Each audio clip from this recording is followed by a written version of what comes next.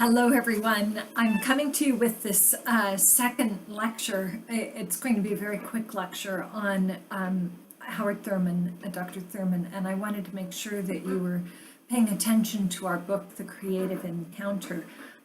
I think that this is an important book because, as I said, this is an opportunity to read someone who is so smart. He has formidable intelligence, great wisdom.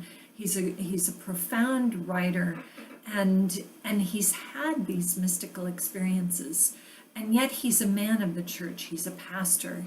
He is a preacher. He is tied to scripture in a profound way, and so he is able to really integrate and help us understand what a mystical experience or what a religious experience is, and why it's important for not only the individual but the church. And I think the opening quote is so important. Religious experience in its profoundest dimension is the finding of man by God and the finding of God by man. This is the inner witness. The moral quality is mandatory because the individual must be genuine in his preparation, motivation, and response. His faith must be active and dynamic.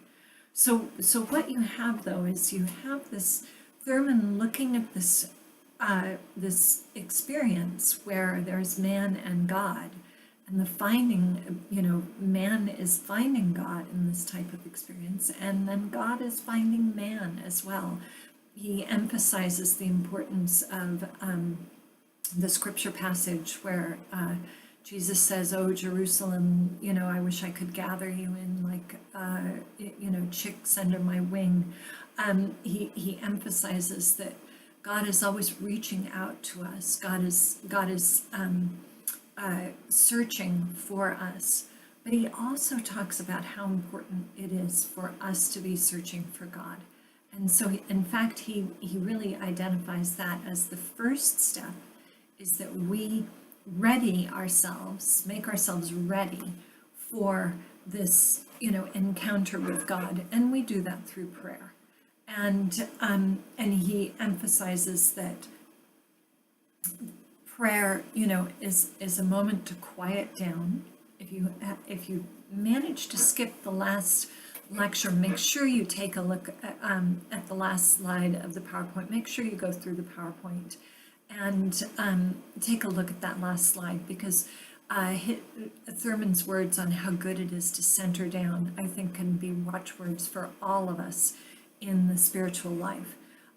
So what he says is, so what we've got is the importance of us to shut out kind of the outside world, to shut out the noise, to quiet ourselves within.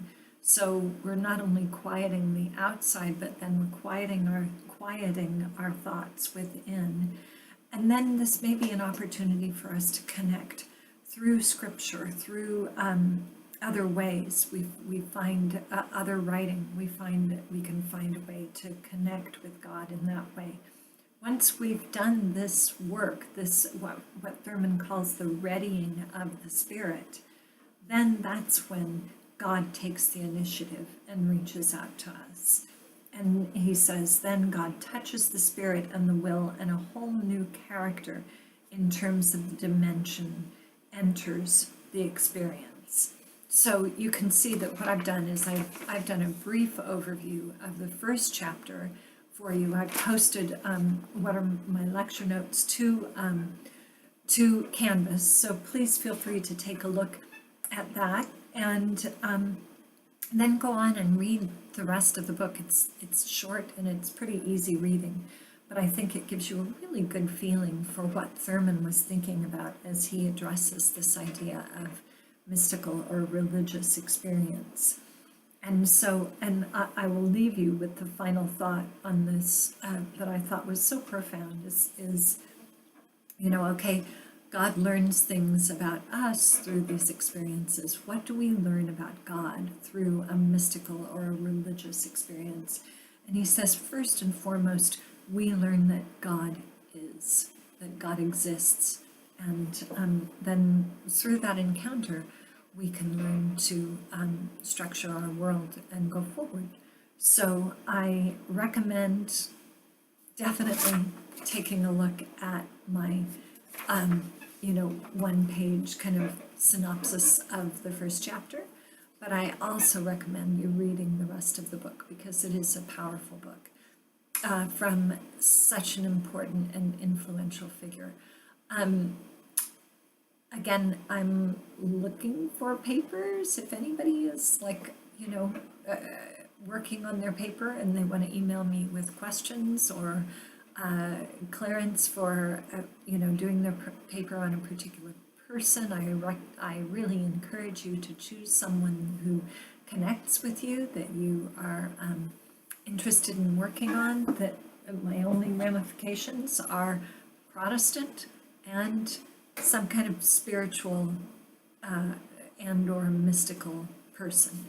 And it could be a person of prayer, it could be, and you can look within your own tradition to find this person that you might want to write on.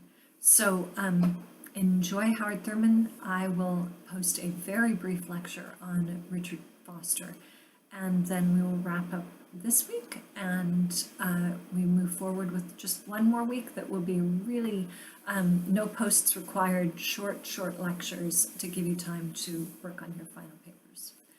I look forward to your posts. Take care. Bye.